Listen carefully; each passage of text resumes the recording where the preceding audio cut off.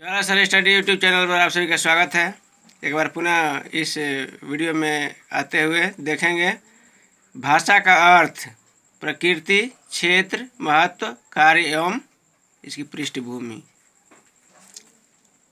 तो यह video TET, CTET, UPSC, BPSC तथा सभी प्रतियोगी परीक्षाओं जिनमें हिंदी विषय से प्रश्न पूछे जाते हैं उन सभी के लिए महत्वपूर्ण है। तो इस वीडियो को अंत तक देखेंगे और इसके प्लेलिस्ट में और भी हिंदी से संबंधित वीडियो डाले गए हैं, तो उसे भी देखना ना भूलें। सबसे पहले देखते हैं भाषा शब्द की उत्पत्ति। भाषा शब्द संस्कृत की भाष धातु के संयोग से बना है, जिसका अर्थ होता है बोलना या कहना। अन्य शब्दों में भाषा वह साधन है जिसके द्वारा हम बोलकर या लिखकर अपने मन के भाव या विचार दूसरों तक पहुंचाते हैं एवं दूसरों के भाव तथा विचार सुनकर या पढ़कर उसे ग्रहण करते हैं। अब देखते हैं कई विद्वानों के द्वारा दी गई भाषा की परिभाषा। सबसे पहले महर्षि पतंजलि के अनुसार भाषा वह व्यापार है जिससे हम वर्णनात्मक या व्यक्त शब्दों के द्वारा अपने विचारों को प्रकट करते हैं। काव्य दर्श के अनुसार यह समस्त तीनों लोग अंधकारमय हो जाते यदि शब्द रूपी ज्योति यानी भाषा से यह संसार प्रदीप्त न होता। शास्त्रीय अर्थों में भाषा की परिभाषा विचार की अभिव्यक्ति के लिए समाज द्वारा स्वीकृत जिन व्यक्त वर्णों, ध्वनि संकेतों का व्यवहार होता है उसे भाषा कहा जाता है। और विचारक सीट के अनुसार भाषा ध्वनियों द्वारा मानव के भावों की अभिव्यक्ति है। और सबसे महत्वपूर्ण परिभाषा प्लेटो के अनुसार भाषा और विचार में थोड़ा सा अंतर है।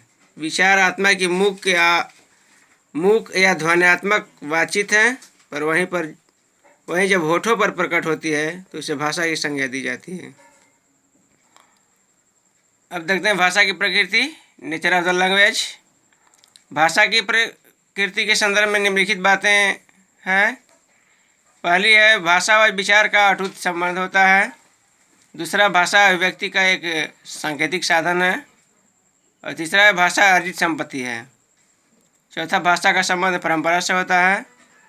पांचवा है भाषा गतिशील तथा परिवर्तनशील होती है। अब देखते हैं भाषा के विभिन्न रूप। प्रयोग की दृष्टि से भाषा के दो रूप हैं, पहला मौखिक, दूसरा लिखित। मौखिक भाषा अक्षरों का केवल ध्वन्यात्मक रूप है जिसका प्रयोग हम अपनी बोलचाल की भाषा में हर समय करते हैं। तथा लिखित भाषा जब हम अपने मौखिक विचारों को किसी भी लिपि में लिखकर दूसरों तक पहुंचाते हैं तो इसे लिखित भाषा कहते हैं। अब देखेंगे व्यवहारिक दृष्टि से पहला है मूल भाषा, रूट लैंग्वेज। मूल भाषा को प्राचीन भाषा भी कह सकते हैं। मूल भाषाएं आधुनिक भाषाओं की जननी हैं और भारत की मूल भाषा संस्कृत है। और दूसरा है मातृभाषा, मदर टंग। मातृभाषा वह भाषा होती है जिसे कोई बालक अपनी माता का अनुकरण करके स्वाभाविक रूप से सीखता है। वास्तव में मातृभाषा उसकी क्षेत्रीय भाषा है। और अगला है प्रादेशिक भाषा, रीजनल लैंग्वेज। किसी प्रदेश विशेष में प्रयोग में लाई जाने वाली भाषा को प्रादेशिक भाषा कहा जाता है, जैसे भोजपुरी, राजस्थानी इत्यादि। अब देखते हैं बोली, डायलेक्ट। बोली भाषा का वह रूप होता है जो एक सीमित क्षेत्र में रहने वाले व्यक्तियों के द्वारा मौखिक रूप में प्रयोग किया जाता है। बोली को भाषा का पूर्ण दर्जा नहीं दिया जा सकता है, जैसे हिंदी भाषा की ब्रिज, अवधी, भोजपुरी, बुंदेली इत्यादि बोलियां हैं। अगला है सांस्कृतिक भाषा, कल्चरल लैंग्वेज। किसी जाति, समाज या राष्ट्र की संस्कृति जिस भाषा में निहित रहती है उसे सांस्कृतिक भाषा कहते हैं। संस्कृत भारत की तथा यूरोप में ग्रीक एवं लैटिन सांस्कृतिक भाषाएं हैं। राष्ट्रभाषा, नेशनल लैंग्वेज। किसी राष्ट्र के निर्माण, विकास एवं भावात्मक एकता के लिए राष्ट्रभाषा का होना आवश्यक है। राष्ट्रभाषा प्रायः वह भाषा होती है जिसका प्रयोग उस राष्ट्र के अधिकतर व्यक्ति करते हैं। भारतीय संविधान में भारत को राजभाषा का दर्जा प्रदान किया गया है। अंतर्राष्ट्रीय भाषा, इंटरनेशनल लैंग्वेज, जब किसी राष्ट्र की भाषा अन्य राष्ट्रों में भी लोकप्रिय तथा प्रचलित हो जाए कि उसका प्रयोग दूसरे राष्ट्र अपने विचार एवं भावों की विनिमय करने के लिए करने लगें तो उस भाषा को अंतर्राष्ट्रीय भाषा कहते हैं, जैसे अंग्रेजी। अगला है विदेशी भाषा, फॉरेन लैंग्वेज। वह भाषाएं जो अन्य देशों की भाषाएं हैं तथा उस देश की मूल भाषा तथा मातृभाषा नहीं है, विदेशी भाषा कहलाती है। जैसे हमारे देश के लिए फ्रेंच, जर्मन, जापानी आदि विदेशी भाषाएं हैं। अब देखते हैं भाषा का महत्व, इम्पोर्टेंस ऑफ लैंग्वेज। मानव जिस शक्ति से प्रगति के पथ पर अग्रसर हुआ है वह शक्ति भाषा की शक्ति है। संसार के अन्य प्राणियों के पास अपनी अपनी भाषाएं हैं, परंतु विचार प्रधान भाषा केवल मानव के पास ही है। अन्य प्राणी जो भाव प्रकट करते हैं वे अस्थायी होते हैं। भाषा विचार विनिमय का एक सर्वश्रेष्ठ साधन है। भाषा ही शिक्षा एवं ज्ञान का प्रमुख आधार है। लिपि की सहायता से भाषा में अस्थायित्व आ गया है। बिना भाषा के शिक्षा और ज्ञान प्राप्त नहीं किया जा सकता है। भाषा के द्वारा ही किसी समाज का ज्ञान सुरक्षित रहता है। साथ ही भाषा सामाजिक एकता में सहायता ही पहुंचाती है। भाषा के द्वारा ही शारीरिक विकास, बौद्धिक विकास एवं व्यक्तित्व का विकास होता है। भाषा ही भावात्मक एकता, राष्ट्रीय एकता एवं अंतर्राष्ट्रीय भावनाओं का विकास कराती है। अब देखते हैं विभिन्न विद्वानों के द्वारा भाषा की परिभाषा। गांधी जी के अनुसार व्यक्ति के मानसिक विकास के लिए मातृभाषा का ज्ञान उतना ही आवश्यक है जितना कि शिशु के विकास के लिए उसकी माता का दूध।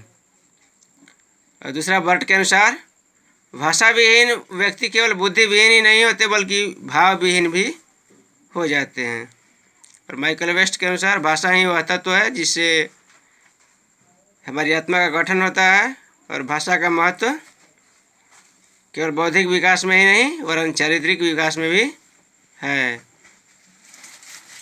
अब देखते हैं हिंदी भाषा का महत्व। हिंदी भाषा की उत्पत्ति संस्कृत भाषा के सिंधु शब्द से हुई है। सिंधु नदी के क्षेत्र में आने के कारण ईरानी लोग सिंधु न कहकर हिंदू कहने लगे, जिसके कारण यहाँ के लोग हिंदू और हिंदुस्तान कहने लगे। हिंदी भारत की संवैधानिक राजभाषा है, जिसे 14 सितंबर 1949 को आधिकारिक रूप से राष्ट्रभाषा का दर्जा दिया गया। अब देखते हैं राष्ट्रीय हिंदी दिवस 14 सितंबर को मनाया जाता है, जबकि विश्व हिंदी दिवस 10 जनवरी को मनाया जाता है। हिंदी भाषा स्पेनिश तथा अंग्रेजी के बाद विश्व की तीसरी जबकि भारत की सबसे अधिक बोले जाने वाली भाषा है। भाषा के बारे में पंक्तियाँ हैं। 4 कोस पर बदले पानी, 8 कोस पर बानी, 20 कोस पर पगड़ी बदले, 30 कोस पर छानी। दुनिया में कुल 6809 भाषाएं हैं और हिंदी जो है इसकी अपनी 17 बोलियां हैं, जिसमें प्रमुख हैं पूर्वी हिंदी, इसके अंतर्गत अवधी, छत्तीसगढ़ी तथा बघेली। पश्चिमी हिंदी, जिसके अंतर्गत खड़ी बोली, हरियाणवी, बुंदेली तथा कन्नौजी। राजस्थानी हिंदी, जिसके अंतर्गत मारवाड़ी, जयपुरी, मेवाती, मालवी तथा बागड़ी। पहाड़ी हिंदी के अंतर्गत पश्चिमी पहाड़ी, कुमायूनी तथा गढ़वाली। और बिहारी हिंदी के अंतर्गत भोजपुरी, मगधी और मैथिली आते हैं। तो ये थे हमारे भाषा के संबंधित कुछ जानकारियाँ। इसी तरह के और भी वीडियो देखने के लिए जो कि सही प्रतियोगी परीक्षाओं तथा जानकारियों से भरा हुआ हो और परीक्षाओं के लिए महत्वपूर्ण हो, हमारे स्टडी चैनल ज्वाला सर स्टडी को सब्सक्राइब करें और वीडियो को लाइक करें अगर पसंद आई हो तो, तथा अपने दोस्तों के पास शेयर करना ना भूलें। धन्यवाद।